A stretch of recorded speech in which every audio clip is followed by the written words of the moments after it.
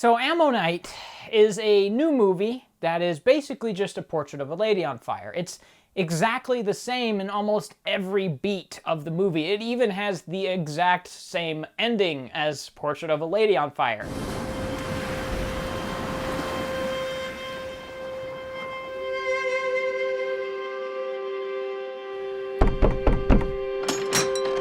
Je suis peintre. L'homme intéressé par ma fille est milanais. Nous partons là-bas si le portrait lui plaît.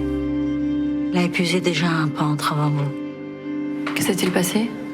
Je ne sais pas.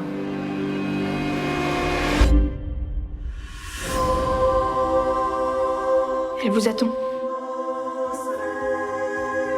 Not only does this feel very traditionally structured, but it also feels like it's aping off that movie a lot. Even if I distance myself from Portrait of a Lady on Fire and take this for what it is, it's not that great anyway. I have a lot of issues with it, mainly to do with the pacing, and I just didn't find it that involving. The story here is really dry and really bland.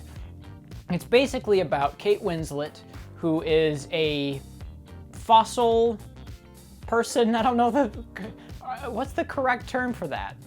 She's a fossil person who is digging for fossils on the shore next to her house, and then a up-and-coming fossil person brings his wife along, and through a series of bad writing techniques, the wife is left with Kate Winslet, who has to care for her at all hours of the day, and of course, push comes to shove, face comes to sit, and we have a romance. It's just the most trite storytelling you can possibly have. I mean, the way that it gets into the story of their relationship is so cookie cutter, I just wanted to fall asleep because I had seen this movie 100 times before, and it feels very lazy.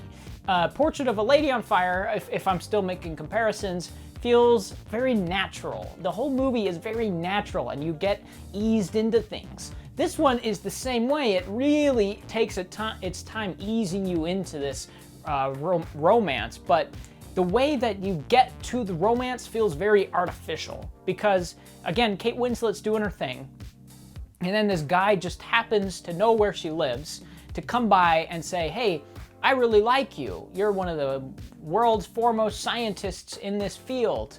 And there's a little bit of commentary that I liked that kind of gets brushed aside in the very first bit of the movie where she's a foremost scientist, but she's living with her mother while this guy's just up and coming and is bathed in luxury. So it kind of has some classism, some sexism commentary there from the time period that I liked, but it goes nowhere. So he comes in and says, I want to study with you.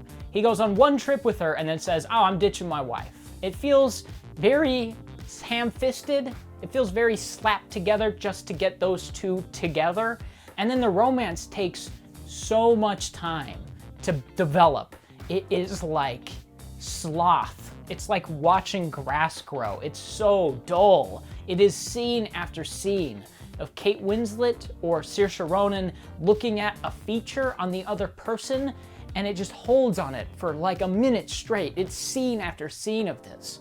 Kate Winslet gets Saoirse Ronan's hand on her shoulder, and it like holds on it for 2 minutes of her just going,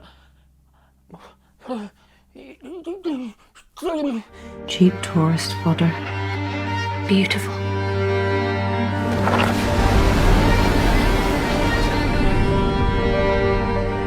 It's just the most trite ways of saying that, oh, they're interested in each other. They look at each other when one enters the room in a dress and the other one goes, oh. It's just so boring. There's nothing interesting about this movie, and it doesn't help that the filmmaking isn't that great either. One of my favorite parts of Portrait of a Lady on Fire, while I'm still making comparisons, is the filmmaking. It feels like they really took their time to understand what the movie they were making was, and then built the filmmaking into the story. It was like integral to the story. Here, it's just like a bunch of handheld shots. There's no real effort put into it, it seems, other than like people outside of the directing hemisphere. You have really nice costumes, really nice production design, great locations, and really nice color grading that gives the illusion of some loftier sense to this movie. But when it comes down to it, the direction and the cinematography is really bland. It is literally just like a bunch of handheld shots, and they shove the camera really close to the actors, about like I'm framing this shot, and then it just kind of follows them as they walk around or pick up a rock. It is just really bland. And with all of this greatness around that, the costumes, the production, the location, it's really a shame that it's not a striking, visually wonderful movie. If you gave this to like Roger Deakins to shoot, or a different director, I think this movie could have been gorgeous, but it isn't. What is it? Something? Nothing? It has a stellar leading pair. Saoirse Ronan and Kate Winslet are really good in this. It has amazing production design. The period drama of it is really well realized, but the storytelling, the script writing is so lazy. It's so trite, and it feels like it's actively aping off other movies, not to mention the direction just not being that compelling either. So I'll probably give this a 5. I'd probably give this a 5. I mean, if you want to see it, I guess you could go see it. She loves me for who I am. And I love her for who she is. I can't wait to spend the rest of my life with her. Kyle, I slept with her. What? But now we come to The Climb, which was the best movie I saw out of the two, but it is one of the better movies I've seen this year. I actually really enjoyed this movie. Now, there hasn't been much to see this year, but even in a normal year, this would have been one of the better movies I've seen. It is really entertaining, but the story in The Climb is about two friends and their relationship spanning decades. And that's basically the story. It's just a character piece about these two friends and the ups and downs they have in their lives. And it was really compelling. I really enjoyed this story between the two. I think it's actually a very unique perspective on this type of story. We've seen these types of friendship or relationship over many years type of things. I mean, Boyhood kind of comes to mind when talking about a movie that goes through a long span of time. But what's interesting here is that the characters at the heart of this are very well defined and developed, and you understand their motives, their motivations very well. It is very well written for such a low budget movie, and it's actually very well shot and made as well. It's just a compelling, entertaining, well-made movie that I really enjoyed. The characters are at the heart of this. You have one guy who's a writer on the movie and one guy who's a writer and director of the movie, and they just explore their relationship. The first thing you see is one of them telling the other one that he slept with his fiance.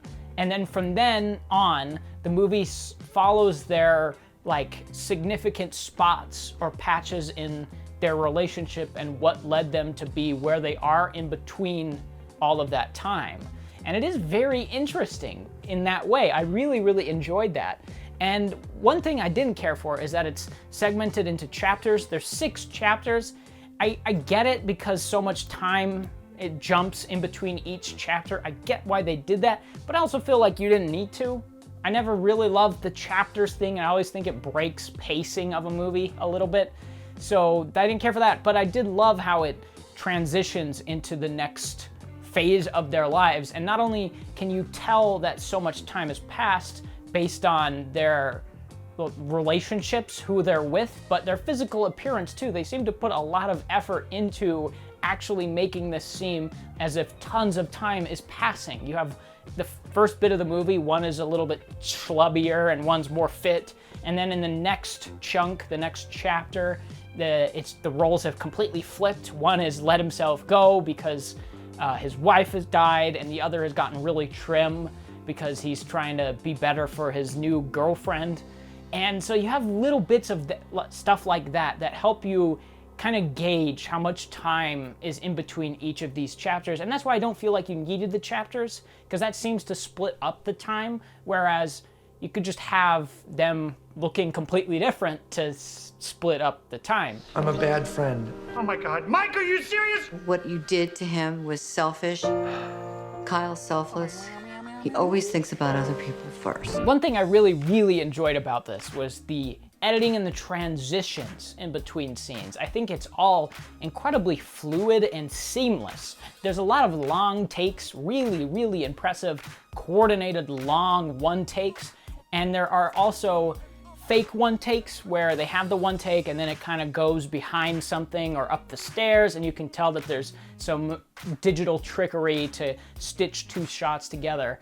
But in between the stitching, there's still two very impressive long takes of sometimes people biking down roads with cars coming and other bikers going by, or a really impressive, one of my favorites of the movie, when the camera is just going between windows of a house on, I think it's Thanksgiving or Christmas, I think it's Christmas, and you just see it's so well blocked. It's like every room that the camera goes to, there's different characters in those rooms because the extended family is over for Christmas, and so you get these conversations in all these different rooms, and the main characters kind of flow between them really naturally.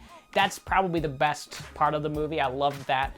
But the one takes and those editing choices to make everything feel as if it's really cohesive actually elevate this production value-wise quite a bit. It doesn't feel like a low-budget movie, which is the best thing I can say for it. It is a low-budget movie, but at times I completely forgot that it was because it looks so good and they put so much time and effort into actually making it and actually developing what they're making and choosing what's best for each scene, and I really loved that. I invited Mike for Christmas.